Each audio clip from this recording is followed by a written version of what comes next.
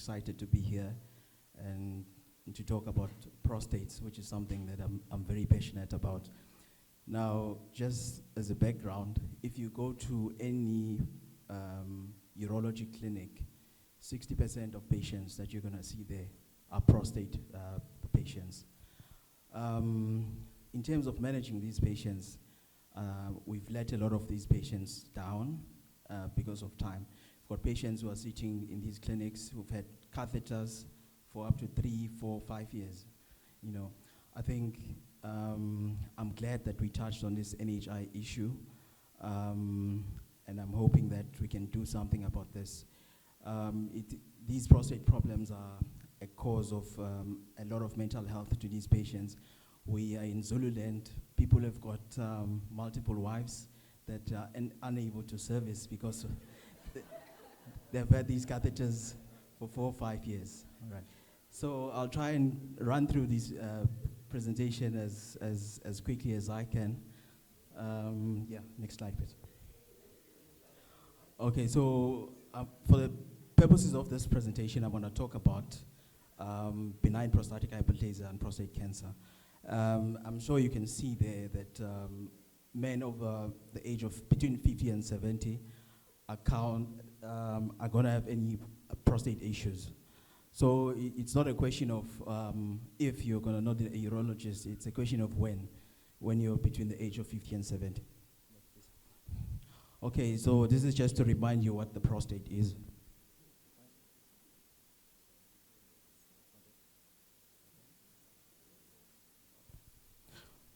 So this is the prostate, which is an accessory reproductive gland, which sits at the base of the bladder. Okay, this is what it does. Okay, so I'm going to focus on this benign prostatic hyperplasia. I'm not going to be very long, but the basic concept of this is that you get benign or non-malignant growth of the prostate, which happens, the prostate has got what we call the stroma, as well as the epithelium. So this happens in both these regions.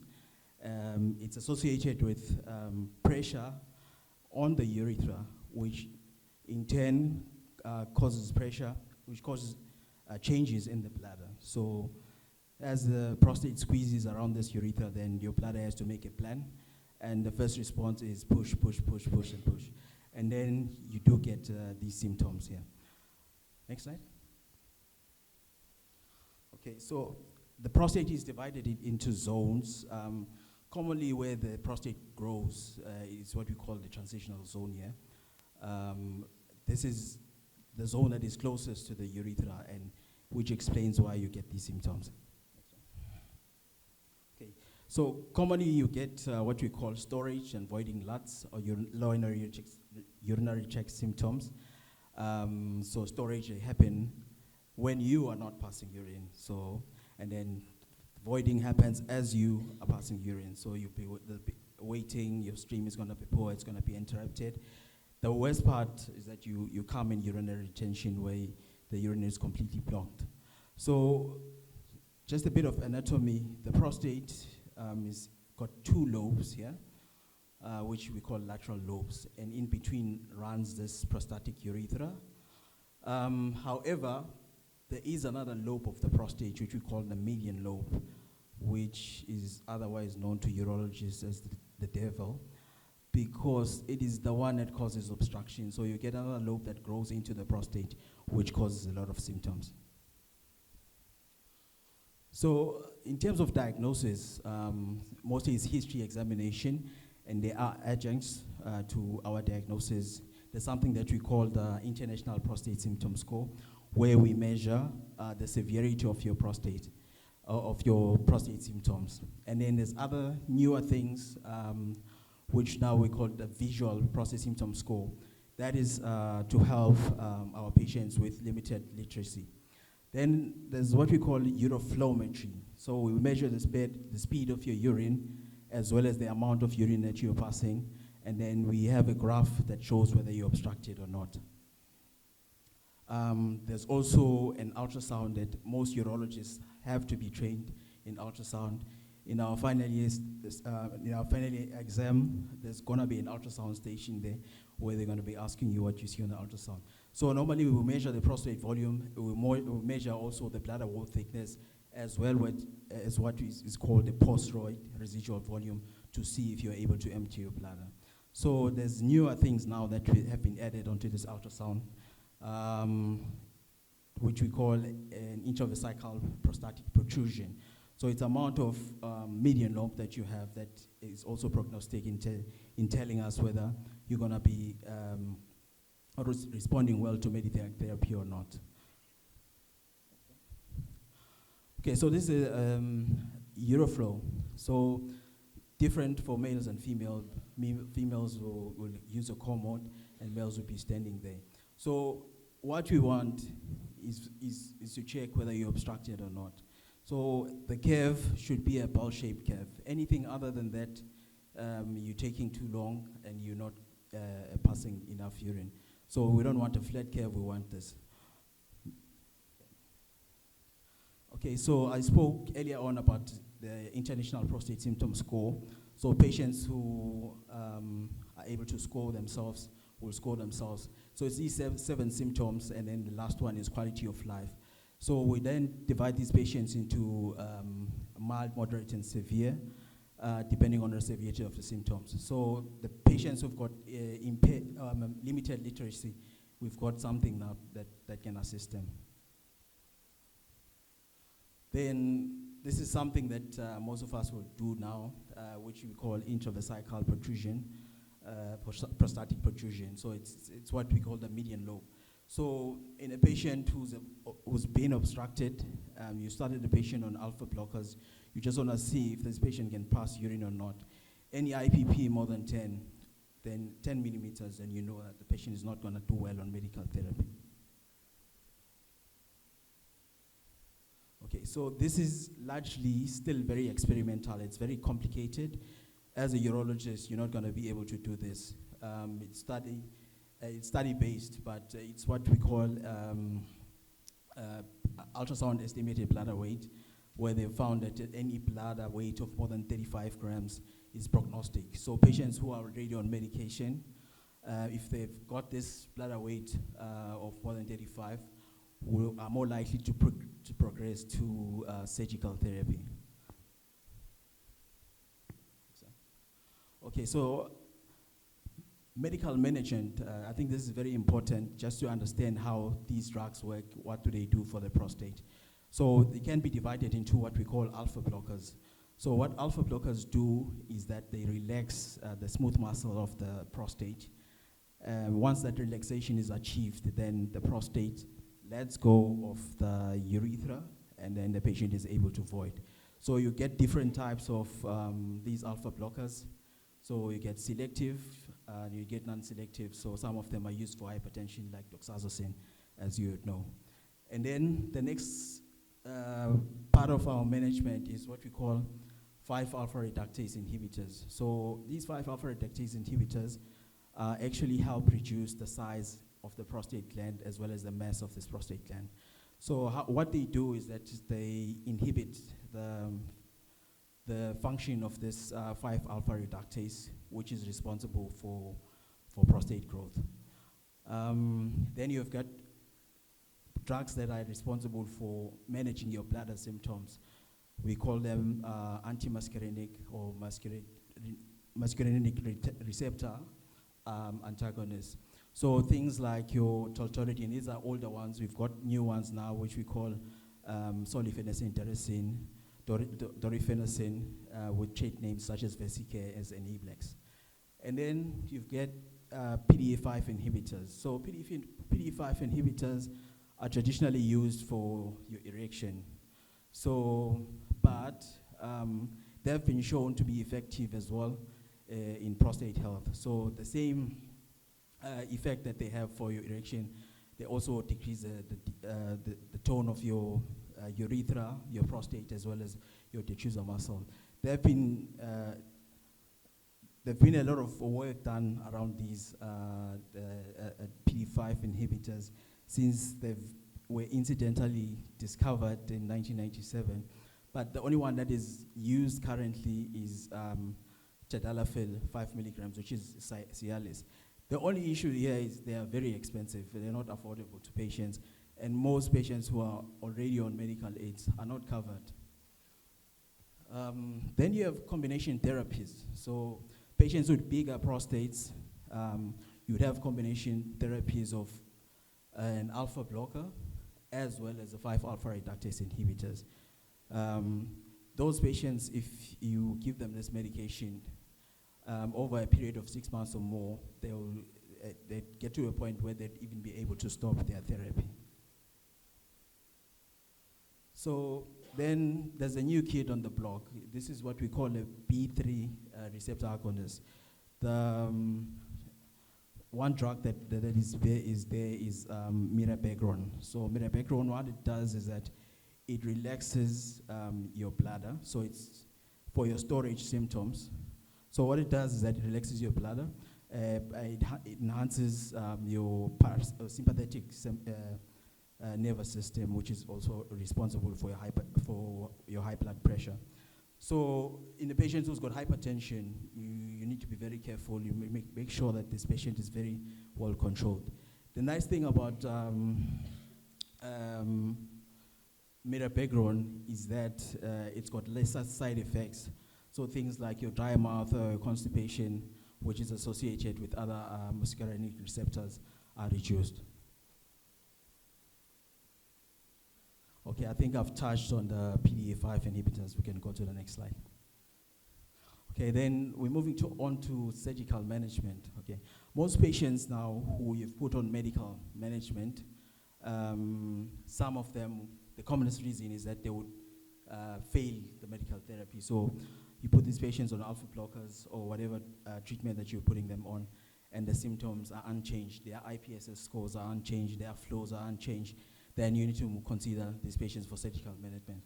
There are other indications, things like your patients who are already in renal failure. You want to save those nephrons.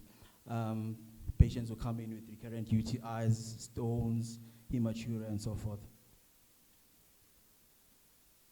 Okay, so in terms of in terms of surgical management, we divide them broadly into resection, enucleation, vaporization of the prostate, and then there's vascular, which is embolization, and then there's others which I'm going to talk about later on. Okay, so this is a transurethral resection of the prostate. I'm sure many of you have heard about TURP. What is this TURP? Okay, so I just wanted to explain to you what this TURP is. So it's now considered a gold standard of any prostate surgery in benign disease. So whatever you come up with has to be better than this TURP. So what it entails is that a resectoscope is put through the penis, and then you resect this prostate using a resectoscope. Advantages is that it's minimally invasive. There's shorter hospital stays for patients, and there's quick post-op recovery. However, most of these patients, about 90%, will have retrograde ejaculation. So in a patient who has not completed his family, you're not going to offer them this type of surgery. Okay, so the TURPs have evolved over the years. So you have a monopolar TURP as well as a bipolar TURP. So monopolar, it just depends on how the current flows to the patient, from your generator to the resectoscope. So monopolar, these patients will need a diathermy pad. So current flows from the generator through the patient into your resectoscope. So there's issues there. A lot of us have, I'm sure in private practice, we're not using these monopolar generators because there's problems where you get fluid absorption into your system and you get a TEP syndrome. So I remember when we started, you starting to be a senior registrar, you have a consultant behind you telling you that you've got 60 minutes to resect this prostate. You don't give me any excuses. So it's a very pressure situation. The bipolar, the nice thing about it is that you don't have an unlimited time resection since it uses physiological fluid, which we call normal saline. So I just wanted to show you here what we want to achieve when you're doing a TEP. So the first picture here, you can see that these are the two lateral lobes of the prostate. Here is the median lobe that I was talking about. So you go in, you resect, and then at the end of the resection, this is what you want to see. You want to be at this variomonttanum and you want to see straight into the bladder, then you know you've made a successful TEP. So there are multiple TRP modalities. Most of them are laser-based, so you can use holmium, thulium, diodide laser. They seem to be comparable to our standard monopolar or bipolar TEP, but you know they need you to train in how to do them. Okay, I think we've spoken about this. Okay, so the next thing is enucleation of the prostate. So this was in the times of monopolar TEPs, we used to reserve these ones for the large prostates, and then large being relative, you know. So you have guys who can TEP anything regardless of the size. So large here is, for educational purposes, is something that is more than 80 cc's of prostate. So the traditional thing that we used to do was called an open prostatectomy. We used to open and remove, it's open surgery, so we used to go in, you could go in via the bladder, which is a technique done by Freya, and then or sometimes you'd go and not go into the bladder. So the main thing is that you go in, you enucleate the gland. So this is obviously invasive because now you have to open the patient up, there's delayed post-op recovery. So now there's a new kid on the block which is able to tackle those bigger prostates, which is minimally invasive. We don't have to open the patient up. It's a good post-op recovery. So this is what we call a holmium laser enucleation of the prostate. So just to show you what's going on. So when you're doing a TEP, it's like you're cutting through a slice of an orange like this. But when you are doing a HOLEP or enucleation of the prostate, you're lifting this prostate from its capsule. So it's easier said than done. So it does require a bit of practice before you do it. They say the learning curve is a bit steep. So a lot of surgeons are doing this locally. Unfortunately, in our training institutions, we're still not trained in this part of surgery. Then there's what we call a bipolar transurethral resection of the prostate. So we use what we call a bipolar loop. So in most cases, you can use this alone, but in most cases, we use it as an adjunct to resection. So you would do a normal TEP, bipolar TEP, and then at the end of your resection, you would change, and then you would use this vaporization of the prostate. The nice thing is that it helps with coagulation and bleeding or control. Okay, this is something also fairly new in patients who do not want any invasive surgical treatment. This is prostate artery embolization. However, if you look at the results, it looks like it's inferior to your standard TURP, and then it's also got a high recurrence rate of up to 60% in 10 years. Okay, this is also a new kid on the block. I think every urologist in South Africa is talking about this. It's Rhizome. So what it does is that it vaporizes the prostate. The nice thing about it is that you don't need to be in theater when you do this this type of procedure. So you introduce this water vapor and you vaporize the patient, the prostate, and then there's a delayed apoptosis. Eventually, the patient would be able to pass urine properly. And then there's newer things like for patients who are not fit for theater, patients who have got a low or limited life expectancy. So you've got things like what Eurolift, which parts the lateral lobes of the prostate. Or if this one, you can't use it if the patient has got a median lobe, because the median lobe would continue to obstruct. And then you've got drug-coated balloons like Optilum. These have got paclitaxel, which then prevents regrowth of the prostate. So I'm moving on to prostate cancer. So I'm not going to bore you about the stats, but the one thing that I want to mention is that there isn't proper documentation in our setting. In South Africa, there's poor prostate cancer registry. Risk factors, men over the age of 50. And I think you know the risk factors. Okay, so the main talking point here is the digital rectal examination, which involves examining the patient digitally. So if you talk to older urologists, you have not completed the exam without doing a digital rectal examination. But in our setting, you find the younger guys, it doesn't really matter. If the patient's got a high PSA, whether I do a DRA or not, it's not going to change how I manage the patient. Okay, and then we're going to talk about the PSA, which is our only available biomarker in the prostate. And then we're going to mention a few urine biomarkers which are new in the setting. Okay. So this PSA, I think we all know what it is. Yeah. So the function is to liquefy the semen. I think the problem with the PSA is that it's prostate specific, but it's not cancer specific. So if the patient's got the raised PSA, doesn't mean that they've got malignancy. So you need to rule out infections, trauma, recent sexual activity. But it's the most reliable tumor marker that we have for screening, monitoring, surveillance. There has been PSA dynamics which have been introduced in order to try and increase the sensitivity of this PSA.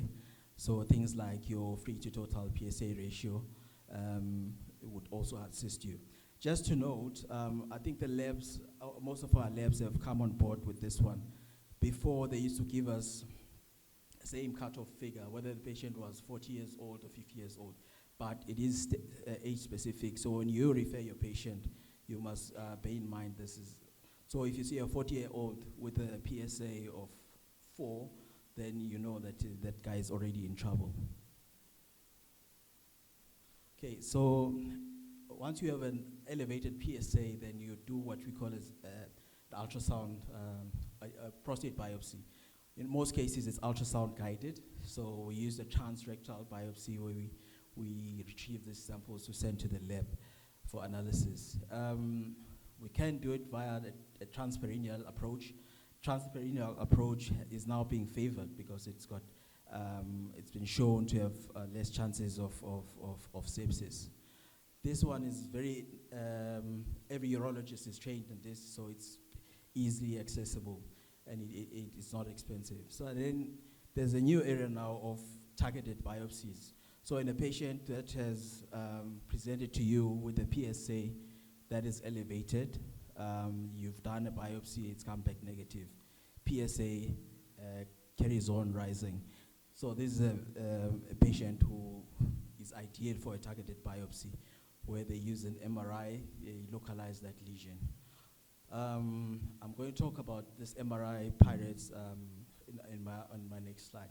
So the problem with the targeted biopsy is that it requires high level of skill and training, and because it involves MRI, it's quite expensive.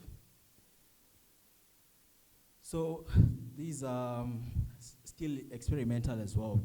It's called a liquid biopsy. So we can use urine or blood to look for circulating tumor cells or cancer or tumor DNA or RNA.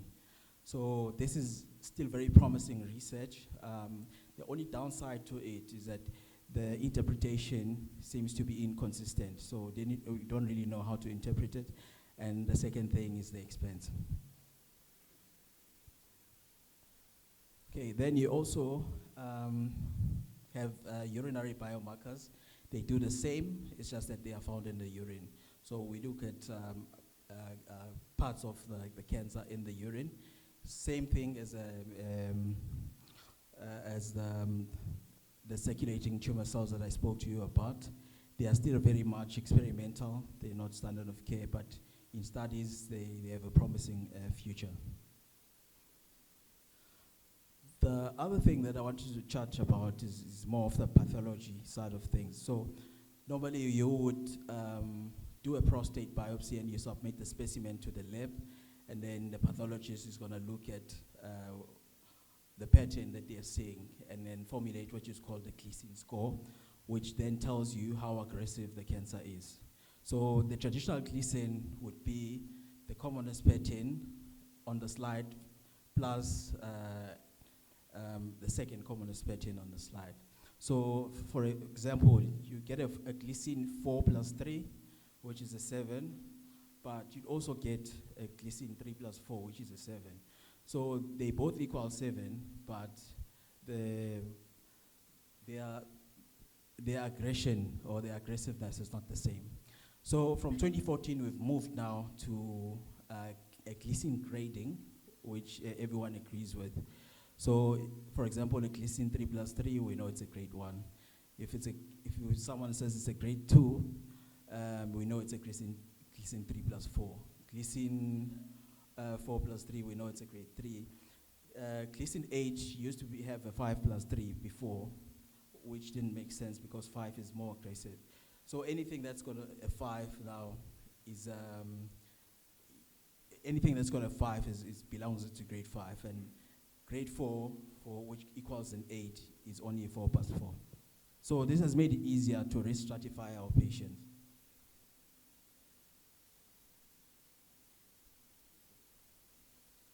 Okay, so this MRI has become a very big player now in prostate management at all levels of the disease, from diagnosis to surveillance. Okay, so there's a score that we use. It's called the PIRATE score, which looks at multiple parameters within the MRI.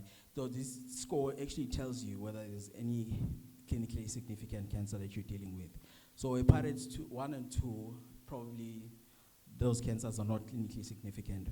But from PIRATE 3 onwards, then that is something that you have to take seriously.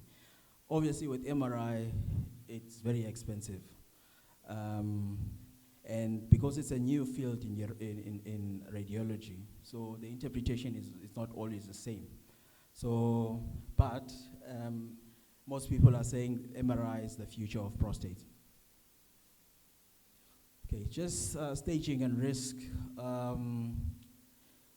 Okay, so I'm not going to bore you with the risk, but for oncologists and us urologists, it's very important to properly risk stratify these patients so that we know which treatment is appropriate for which risk category. So risk stratification is only for localized disease that you're going to treat. Okay. And then staging, I just wanted to focus on the T side of things here.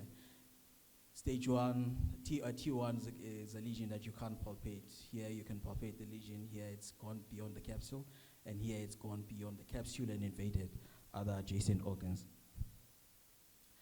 Okay, this is another new entity in terms of staging. Traditionally, these patients, and even now in state, when we want to stage prostate cancer patients, we use a bone scan or a technician bone scan, which has been shown to have a very poor sensitivity, especially for visceral mets. So it's good at picking up lesions that are in the bone, but not the mets, which are visceral. So traditionally, it's been thought that prostate cancer does not metastasize to other areas of the body other than the bone, which has been proven wrong by this PSMA patent. So what happens here is that there is a tracer that is attached to this PSA, which is expressed exclusively by this prostate cancer cells. So this tracer would go where the cancer is, and this enables proper staging. We have challenges with this in the state sector. I don't think it's part of our management as yet. The good side is that in the private sector, most medical schemes would cover it. Okay, so these are our treatment options for localized disease. So we can do what you call active surveillance, and then we can have brachytherapy or radiotherapy, which could be divided into brachytherapy, external beam radiotherapy. And then there's a big topic of discussion. You have surgery, which we call radical prostatectomy. So here it's the open versus robotic, which is the new kid on the block. And then the mainstay of this treatment for a very long time is what we call androgen deprivation therapy, which is a form of a castration. It's a medical castration. So in terms of active surveillance, this is patients who are very low risk, according to the DMECO graph that I showed you. So it's a patient that is not willing, who's got cancer, but it's a low-risk cancer to metastasize. But this patient is also not willing to undergo the side effects of treatment. So it's a patient that you can follow for quite some time. This can get expensive. So there's no consensus in in terms of protocol and how you're going to be following these patients. But these patients should be seeing a urologist at least 3 to 6 months before a PSA. Most guidelines are saying that at least 1 year, once a year, they can have to do a DRE, which I don't think adds any benefit. And then the expensive part is the imaging, the MRI and the repeated biopsies, which these patients have to undergo. So this is solely for a patient who's motivated, who's going to come and have consistent follow-ups. Okay. Then focal therapy for prostate cancer, I thought I would just touch on this. This is still not standard of care, but it's undergoing a lot of rigorous research. So for localized disease, we have an option of doing what we call high-intensity focused ultrasound, where rectal probe is introduced and then this prostate undergoes high-frequency ultrasound treatment.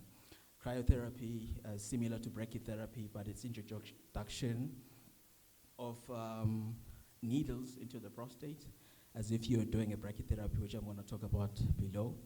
And then this argon gas is delivered into the prostate and infuses cancer. So the results are quite great here, but it's not been accepted as standard of care outside clinical trials.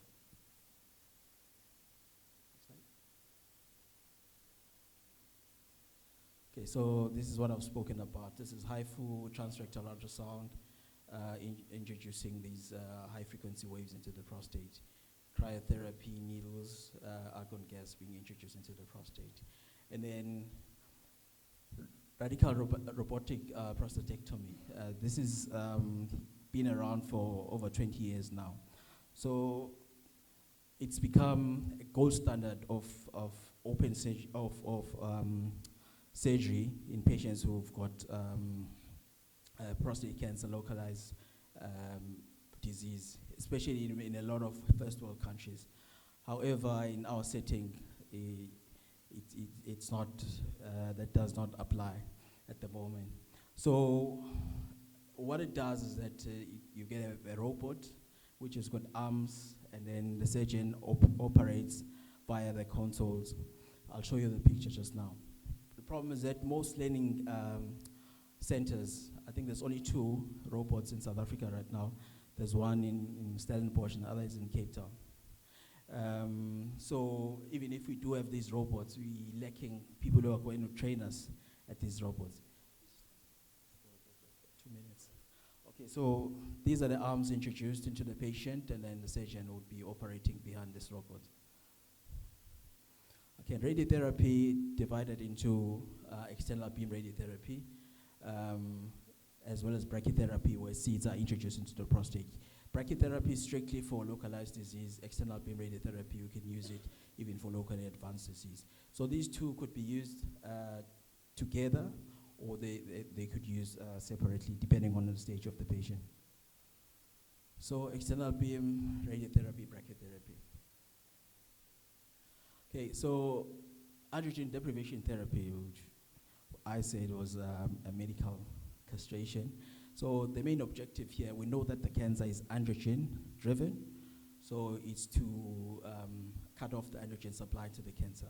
So obviously your body also needs androgens, so you will have side effects. So we've got drugs that cut off this level, these androgens at the hypothalamus as well as the pituitary level, all the way to the receptor, the androgen receptor. So some of these side effects would include cardiovascular side effects, dyslipidemia, loss of muscle mass, loss of bone mass. Systemic therapy for prostate cancer this is where most of the research is going.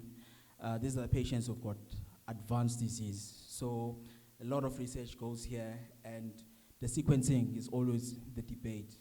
What drug do we start with and why? So we normally leave that to the capable hands of our oncologists. Okay, then the last thing is I want to just speak about is what we call theranostics. So these are radiopharmaceuticals that are being used attached to molecules, mostly a PSMA, which are used to treat advanced prostate cancer, as well as castrate-resistant prostate cancer. So in future, we're looking at genome testing, which would predict all grades of cancer, your risk, and all those things. And most people are talking about AI now in the role of prostate cancer. Will they be analyzing our specimens, biopsy, analyzing MRIs? I think all our jobs are at risk. So in conclusion, innovation in prostate health is critical in improving our patient outcomes. However, it requires a collaboration. But overall, the future of our prostate looks bright.